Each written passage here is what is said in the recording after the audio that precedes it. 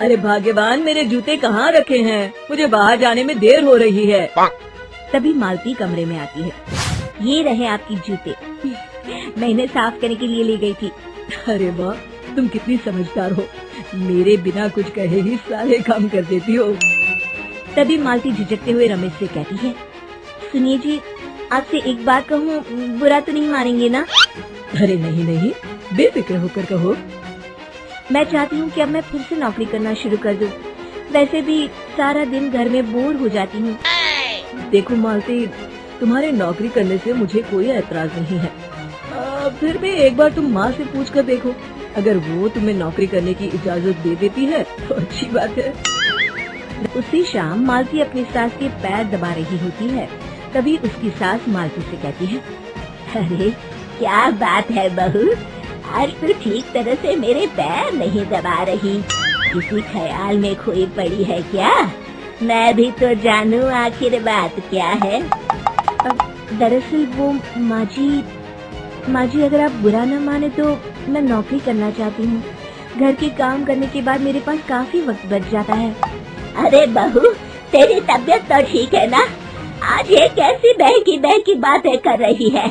भला हमारे खानदान में आज तक कभी किसी औरत ने नौकरी की है जो तू नौकरी करने की बात कर रही है, हैं? अरे बहू, तू क्या रिश्तेदारी में हमारी नाक कटाना चाहती है? जितना जल्दी हो सके अपने दिमाग से नौकरी का भूत उतार दे। मालती मन मार कर खाना पकाने के लिए रसोई घर में चली जाती है। अगले दिन, नमस्ते माँ जी, कैसी हैं आप? अरे आओ आओ दिवाकर बेटा, बैठो। बहू, जरा एक कप चाय तो लेती आना। फिर दिवाकर एक फाइल खोलकर मालती की सास के सामने रख देता है। ये देखिए माँ जी, ये है पिछले महीने का हिसाब और ये रहे मुनाफे के रुपए। एक बार हिसाब देख लीजिए और इन कागजों पर अपने दस्तखत कर दीजिए। अरे दिवाकर बेटा, मैंने भला आज तक कभी तेरा हिसाब देखा है जो अब देखूंगी? ला बता, कहाँ दस्तखत करूँ? तभी मालती चाय लेकर वहाँ आ जाती है और अपनी सास को बिना कागजातों को पढ़े इस तरह लापरवाही से दस्तखत करते हुए देखकर हैरान रह जाती है। अच्छा माँ जी, अब मैं चलता हूँ, फैक्ट्री में बहुत काम है। फिर दिवाकर वहाँ से चला जाता है। कुछ दिनों बाद मालती बाजार में कुछ सामान खरीद रही होती है। तभी एक बूढ़ा आदमी उसे आवाज देता है, अरे मालती बेटी, कैसी हो? मुझे पहचाना? मैं तुम्हारी कंपनी में मुनीम का काम करता हूँ। हाँ चाचा जी, मैं आपको बिल्कुल पहचानती हूँ। कहिए, कैसे हैं आप? मैं तो ठीक हूँ, कंपनी में कुछ भी ठीक नहीं चल रहा, यहाँ तक कि हमें ठीक वक्त पर तनख्वाह भी नहीं मिलती। ये आप क्या कह रहे हैं? अब क्या बताऊँ, आप लोग तो कभी हिसाब किताब देखने दफ्तर आते नहीं। मेरी मानो तो एक बार आप लोग दफ्तर आकर सारा हिसाब किताब देख लो, आपको असलियत पता चल जाएगी। अच्छा बेटी, अब मैं चलता हूँ, देर हो रही है। तभी वहाँ रमेश भी आ जाता है, लेकिन मालती की सास मालती की किसी भी बात पर विश्वास नहीं करती। तभी रमेश कहता है, अरे माँ, बिना आग के कभी धुआं नहीं उठता।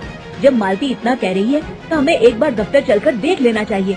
वैसे भी हम लोग काफी दिन से अपने दफ्तर नहीं गए हैं। इस तरह किसी एक आदमी के भरोसे काम छोड़ना मुझे भी ठीक नहीं लगता। अगले दिन वे सभी अपने दफ्तर पहुंचते हैं और सीधे दिवाकर के कैबिन में जाते हैं। अचानक सबको एक साथ देखकर दिवाकर चौंक जाता है। अरे माँ जी, आप सब लोग अचानक यहाँ कैसे आ गए?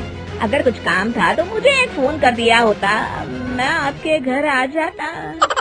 तभी मालती की सास कहती है, अरे दिवाकर बेटा, आज मैं हिसाब देखने दफ्तर आई हूँ, जरा मुझे पिछले 6 महीनों का हिसाब दिखाना तो बेटा। दिवाकर घबराते हुए हिसाब की फाइल मालती की सास को देता है। माँ जी, मुनीम चाचा बिल्कुल सही कह रहे थे। हमारी कंपनी में पिछले 6 महीनों में जितना मुनाफा हुआ है, हमें उसका आधा पैसा भी नहीं मिला। क्यों समझ लीजिए कि 1 रुपये में सिर्फ 54 ही हमारे हाथों में आई है। मालती की बातें सुनकर मालती की सास गुस्से से दिवाकर को पूछती है, क्यों दिवाकर, मेरी बहू जो कह रही है वो सच है? दिवाकर समझ जाता है आज उसका भांडा फूट चुका है। वो गिड़गिड़ाते हुए कहता है, मुझे माफ कर दीजिए माँ जी, मैं पैसों के लालच में अंधा हो गया था। अरे वाह दिवाकर, तू तो एक नंबर का चोर निकला। इतने दिनों से मैं तुझ पर आंख बंद करके भरोसा करती रही और तू मुझे ही चूना लगाता रहा।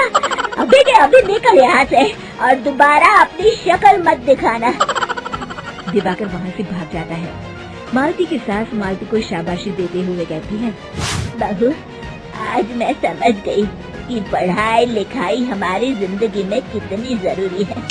मैं बहुत किस्मत वाली हूँ जो मुझे तुझ जैसी बहू मिली है। शिक्षा, पढ़ाई लिखाई का इस्तेमाल सही जगह करके हम दुनिया में बहुत कुछ बदल सकते हैं।